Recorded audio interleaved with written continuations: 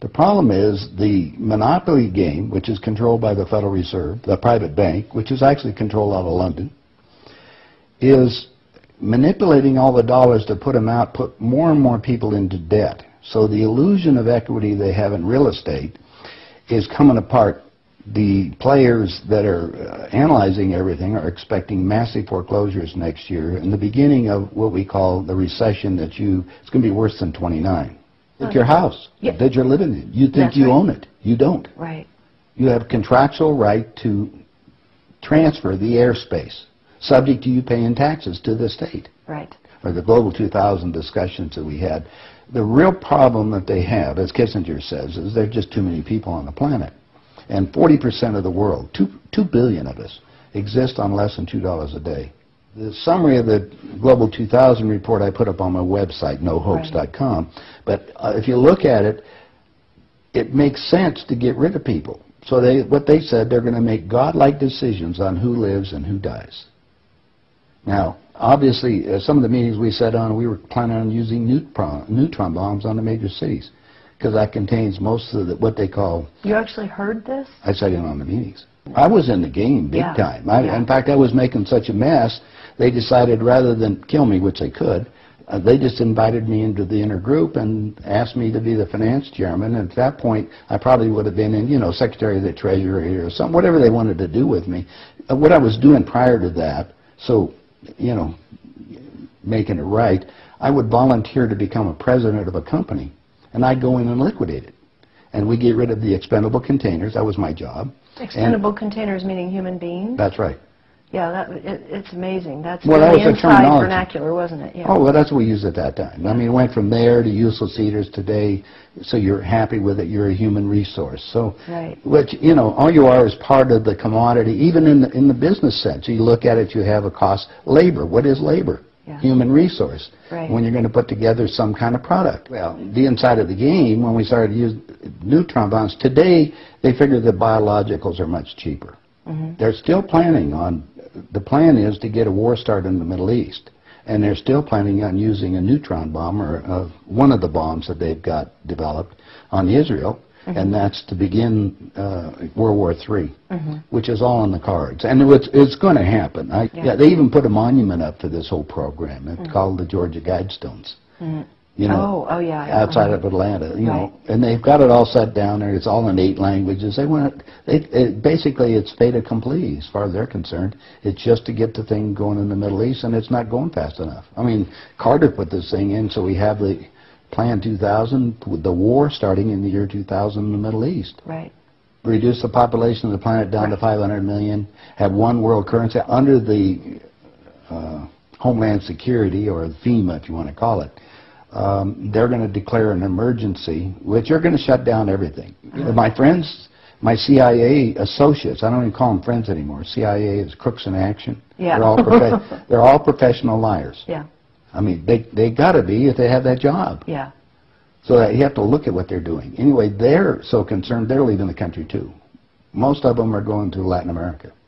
Meanwhile, they're closing in every day right now, just closing in to make it so we're going to be set up in these enemy prisoner war camps. I published a book. It's called Chaos in America.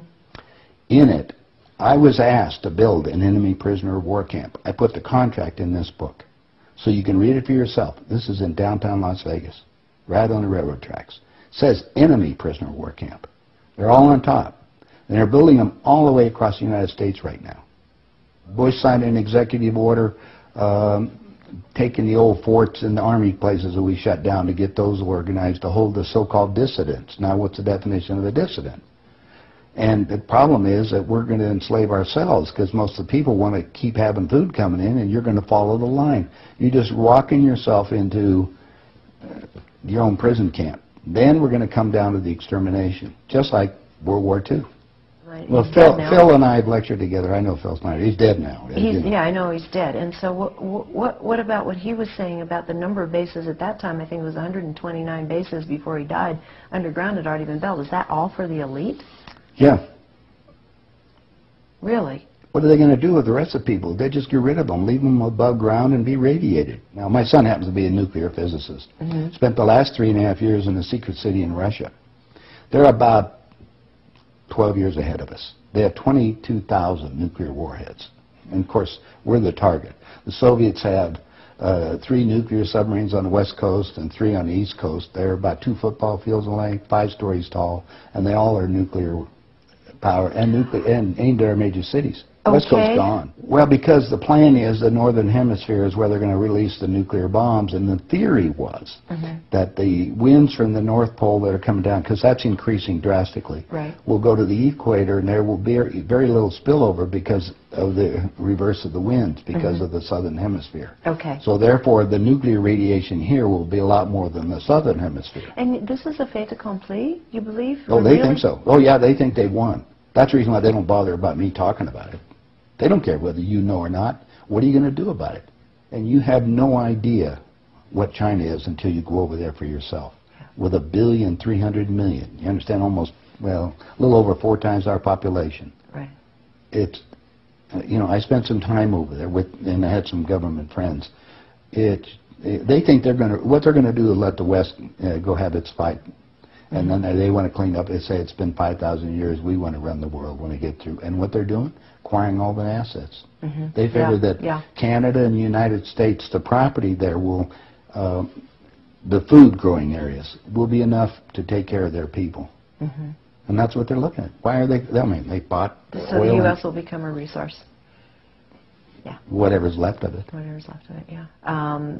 You seem to be in a unique position to be able to put a fair amount of this together, which is quite interesting. Well, I walked my talk. I played the game. You played the game. You know one level of it. And I know. I used to play around with the world leaders, so I know what they're planning on doing. What change of heart? What happened in you that made you decide to share this information that happens at the inside levels?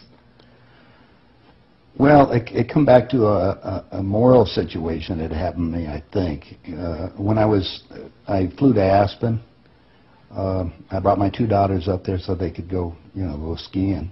And when I was invited to this meeting. When I walked into the room, the world leaders were there. And that's when they asked me to be the finance chairman. As they said, we'd like you to be the finance chairman for the next president of the United States. And the first thing I asked is, why me? And they said, well, we owe you a favor. Remember I told you I volunteered to be president of companies as I went down. And then you liquidate, yeah. I didn't charge them anything for it. It was just a game. I see.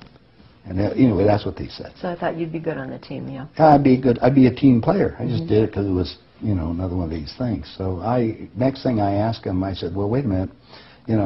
I just started this $100 million project. And they said, don't worry about it. We'll put it on ice. And I said, okay, who with? And I said, well, you can do that. Then I said the next thing was, who is going to be the next president? Now, this is 2 years before he became president. Right. And they said Jimmy Carter. And I said, Jimmy who?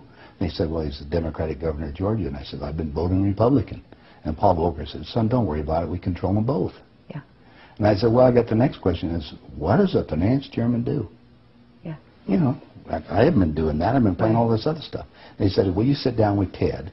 And so I sat over with Ted Kennedy. He's sitting right next to me.